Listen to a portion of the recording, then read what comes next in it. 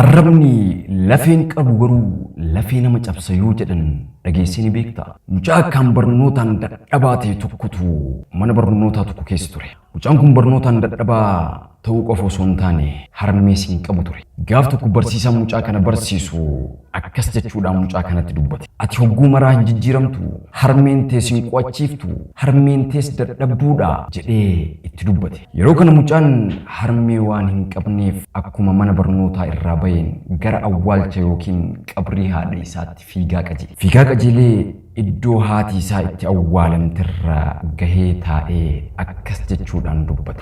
Harmee barsiisaan kiyya har'aa ati jijjiiramuu hin dandeessu. Ati yeroo hundaa dadhabaadha.